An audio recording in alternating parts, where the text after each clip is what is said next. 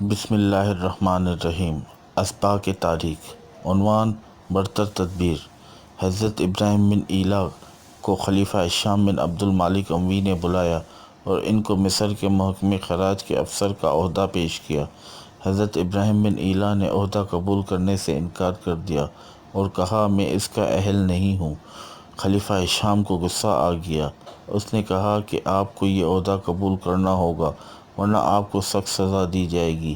حضرت ابراہیم بن ایلا نے نہایت نرمی کے ساتھ کہا، اللہ تعالیٰ نے قرآن میں فرمایا ہے کہ ہم نے زمین و آسمان کو امانت پیش کی مگر انہوں نے اسے اٹھانے سے انکار کر دیا۔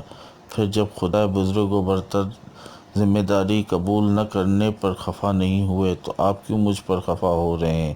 خلیفہ شام بن عبد المالک یہ سن کر چپ ہو گیا اور ان کو ان کے حال پر چھوڑ دیا۔ ابراہیم بن ایلا کے مذکورہ جواب سے پہلے خلیفہ شام کو غلطی ابراہیم بن ایلا کی طرف نظر آ رہی تھی۔ اس جواب کے بعد خلیفہ کو محسوس ہوا کہ غلطی خود اس کی اپنی طرف ہے۔ اس احساس نے اس کی سوچ کو بدل دیا اور اس نے اپنے تشددانہ حکم کو واپس لے لیا۔ یہ ایک عظیم الشان فطری ہتھیار ہے جو اللہ تعالیٰ نے ہر آدمی کے لیے اور ہر آدمی کے خلاف مہیا کیا ہے، خواہ اس کا حریف بادشاہ وقت ہی کیوں نہ ہو۔ آدمی اگر رد عمل کی نفسیات میں مبتلا نہ ہو، وہ تیز و تند الفاظ بول کر یا مخالفانہ کارروائی کر کے معاملے کو مزید نہ بگاڑے تو یقینی طور پر اس امکان کو اپنے حق میں استعمال کر سکتا ہے۔ آدمی کو چاہیے کہ جب بھی اپنے خلاف کوئی صورتحال پیش آئے وہ ٹھنڈے ذہن سے سوچ کر کارروائی کرے۔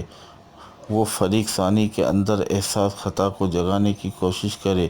اگر فریق ثانی کے اندر احساس خطا بیدار ہو گیا تو گویا وہ خود ہی اپنے ہتھیاروں سے زخمی ہو گیا۔